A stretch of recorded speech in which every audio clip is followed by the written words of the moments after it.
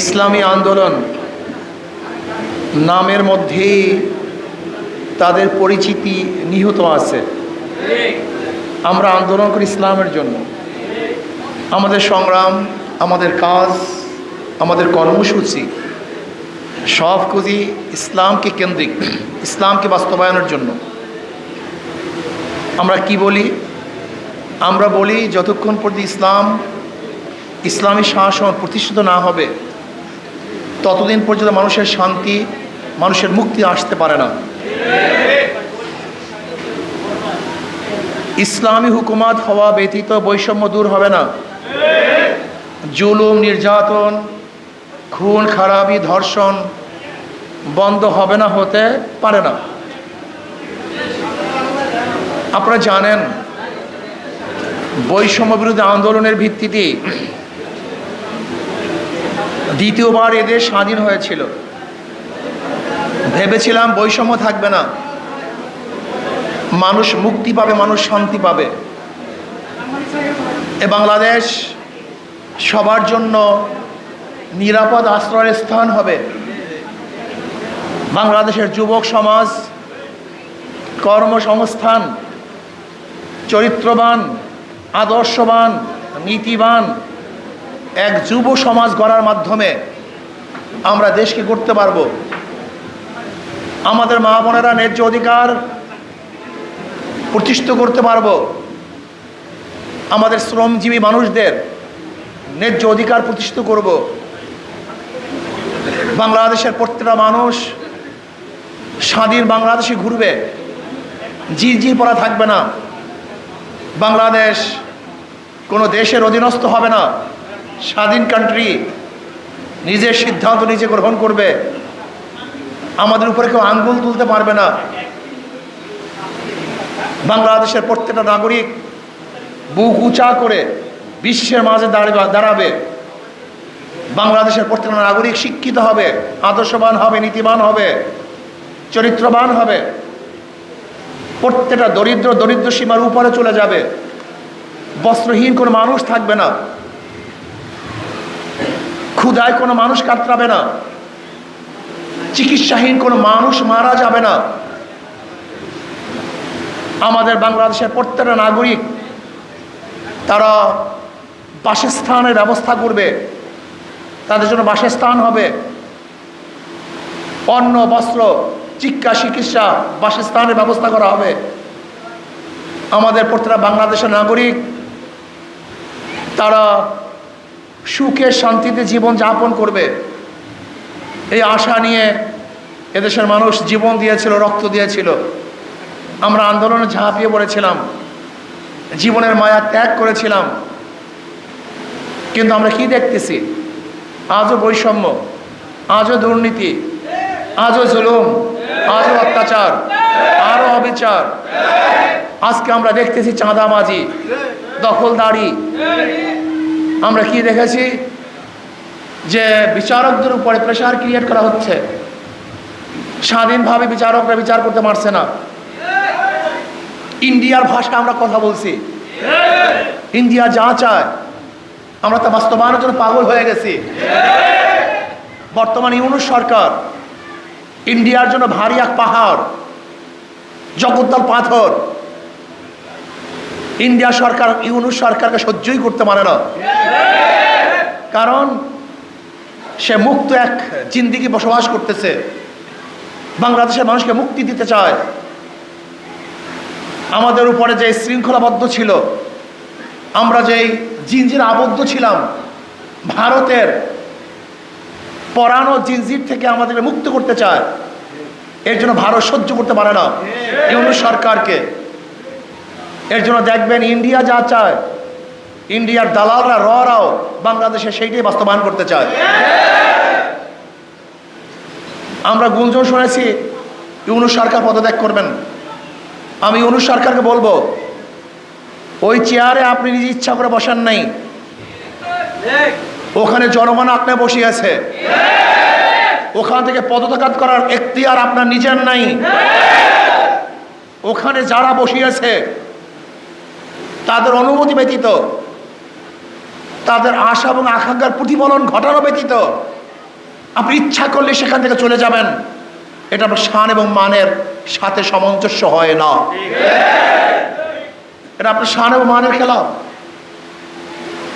জনগণ তারা মুক্তি পাওয়ার জন্য, স্বাধীনতা অর্জন করার জন্য, শান্তি পাওয়ার জন্য, নিরপেক্ষ নির্বাচন উপহার দেওয়ার জন্য, বৈষম্য দূর করার জন্য, গ্রহণযোগ্য নির্বাচনের জন্য আপনাকে ওখানে বসিয়েছে।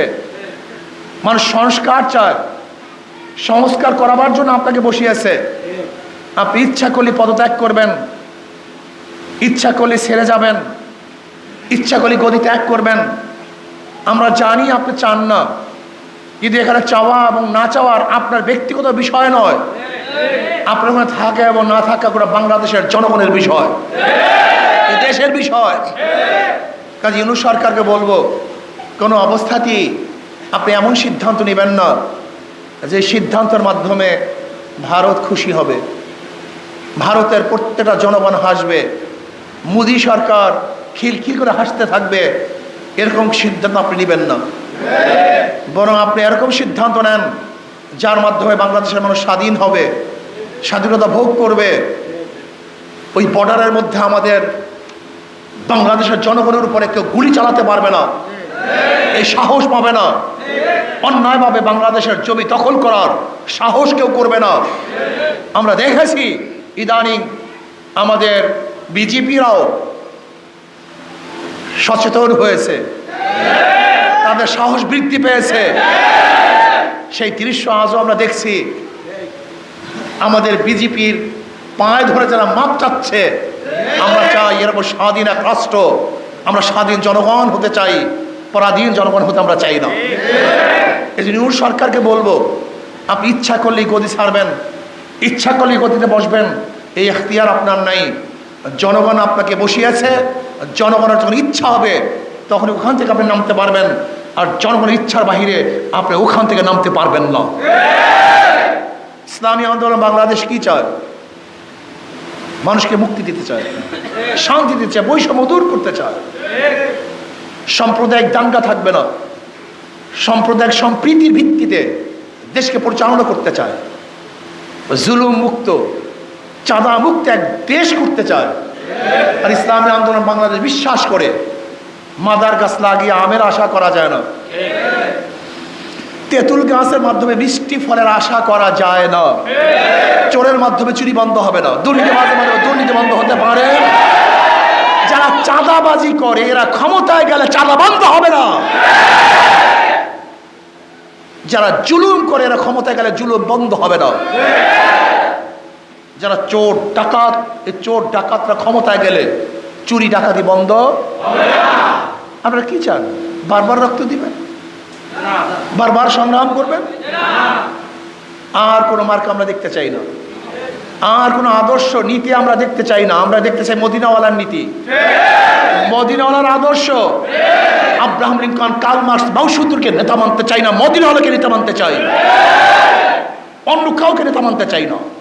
জনাবে মুহাম্মদ রাসূলুল্লাহ সাল্লাল্লাহু আলাইহি আমাদের নেতা, তার আদর্শ অনুযায়ী দেশকে করতে চাই। আর আমি বিশ্বাস করি জনাবে মুহাম্মদ রাসূলুল্লাহ সাল্লাল্লাহু আলাইহি ওয়াসাল্লাম আদর্শ যদি বাস্তবায়ন করতে পারি, তাহলে প্রত্যেকটা মানুষ শান্তি পাবে, মুক্তি পাবে। আমার মা বোনেরা ন্যায্য অধিকার ভোগ করতে পারবে। শ্রমিক, ঋষি, কামার, মজদুর, জেলে, তাঁতি সবার মর্যাদা বৃদ্ধি পাবে। এবং অধিকারের জন্য শ্রমিকদেরকে আর রাস্তা নামতে হবে না, বরং সরকার তাদের অধিকার তার দায়িত্বে প্রতিষ্ঠিত করবে। এই জন্য আসুন, বিভিন্ন আদর্শ দেখেছেন, ডেমোক্রেসি দেখেছেন, সোশ্যালিজম দেখেছেন, ক্যাপিটালিজম দেখেছেন, কমিউনিজম দেখেছেন, সেকুলারিজম দেখেছেন, সব এজাম বাদ এবার ইসলামী ইজাম আমরা দেখতে চাই। বহু নেতা দেখেছেন, সমস্ত নেতাবাদ এবার মদিনাওয়ালার চেহারার সাথে যার চেহারা মিলে, মদিনাওয়ালার আদর্শের সাথে যার আদর্শ মিলে, এরকম নেতা আমরা দেখতে চাই, অন্য সব নেতাবাদ। আর আমি বারবার একটা কথা বলি, আমাদের মার্কার মধ্যে ধোঁকাবাজি। যেমন আমরা যারা নৌকা নিয়ে নির্বাচন করি, নৌকা কারা চালায়? গরিবরা, মনে করে গরিবের প্রতীক, কিন্তু যারা নৌকা নিয়ে নির্বাচন করে তারা নৌকা চালাতে পারে না। ধান কাটা, ধানের শীষ গরিবদের প্রতীক, কিন্তু যারা ধান নিয়ে নির্বাচন করে তারা ধান কাটতে, নাঙ্গল গরিবরা চালায়, নাঙ্গল কে বহন করে? গরিবরা, গরিবদের প্রতীক, কিন্তু যে নির্বাচন করে সে নাঙ্গল চালাতে পারে না। কুঠার গরিবদের প্রতীক, কাটে কারা? গরিবরা, কিন্তু যারা কুঠার নিয়ে নির্বাচন করে তারা নিজেরা কাটতে পারে না। গরুর গাড়ি গরিবদের প্রতীক, গরুর গাড়ি কারা চালায়? গরিবরা, কিন্তু যে গরুর গাড়ির প্রতীক নিয়ে নির্বাচন করে সে নিজে গরুর গাড়ি চালাতে, বুঝাতে পারছি? সবাই প্রতীক নিছে গরিবদের, কিন্তু কেউ কিন্তু গরিব না। প্রত্যেকে প্রতীক নিছে গরিবদের, কিন্তু কেউ সেই গরিবের প্রতীক নিচে চালাতে পারে না। তার মানে তাদের প্রতীকের সাথে ধোঁকাবাজি আছে। কিন্তু ইসলামী আন্দোলনের প্রতীক হলো হাত পাখা। এটি এমন এক প্রতীক যে নির্বাচন করে সেও চালাতে পারে, যারা করে তারাও চালাতে পারে। এটা পুরুষরাও চালাতে পারে, মেয়েরাও চালাতে পারে। সব মার্কা ফেল করে, কিন্তু হাত পাখা ফেল করে না। হাত পাখা শান্তির প্রতীক। কেউ কোনো মার্কা নিয়ে ঘুমায় না, বিছানে রাখে না, নাঙ্গল নিয়ে কেউ ঘুমায় না, ধানের শেষ দিয়ে কেউ ঘুমায় না, নৌকা দিয়ে কেউ ঘুমায় না। হাত পাখা এমন এক প্রতীক, সেটা বুকের মধ্যে কলিজার মধ্যে নিয়ে এসে ঘুমায়।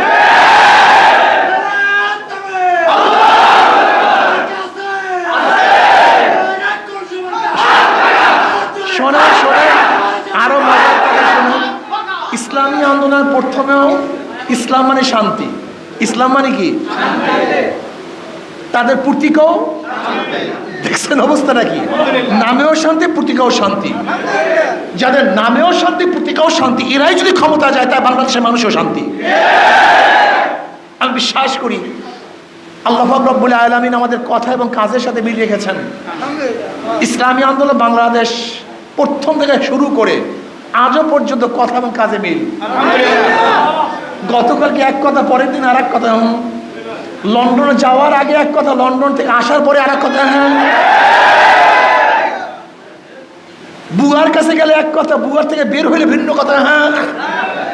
ইসলামী আন্দোলন বাংলাদেশ রুমেও যা বলে, মাঠেও তাই বলে, গোপনেও যা বলে, প্রকাশ্যে একই কথা বলে। এর ইসলামী আন্দোলন কোনো গোপন কোনো কথাই নেই। ইসলামী আন্দোলনের গোপন কোনো কথা নেই।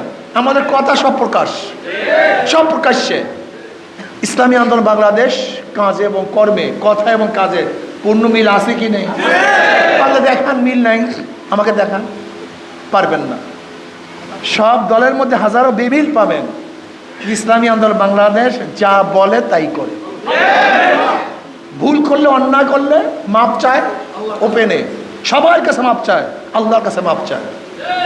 আবার যদি তারা ঠিক কাজ করে, গোটা দুনিয়ার মানুষ তাকে গিবা শিকায়ত করলেও তাদের কিছু আসে যায় না, তোয়াক্কাই করে না। ইসলামী আন্দোলনের প্রতি এমন কোনো গিবাদ নাই, শিকায়াত নাই, অভিযোগ নাই যা করা হয় নাই, কিন্তু থামাতে এটা সুন্নাত। কিভাবে সুন্নাত? নবী আলাইহিস সালাতু ওয়াস সালামের উপর এমন কোনো অপবাদ নাই যে অপবাদ দেওয়া হয়নি। কিন্তু নবী আলাইহিস সালাতু ওয়াস সালাম মিশন কি থেমে গেছে না বাড়তেছিল? ঠিক ইসলামী আন্দোলনের উপরে যত বেশি বিপদ আসবে, যত বেশি দুর্নাম আসবে, ইনশাআল্লাহ থেমে থাকবে না, বরং বাড়তেই থাকবে। কাজে আল্লাহ আমাদের সবাইকে ইসলাম অনুযায়ী নিজেকে গড়ার ভিত্তিতে সমাজকে ইসলাম অনুযায়ী গড়ার তৌফিক দান করেন।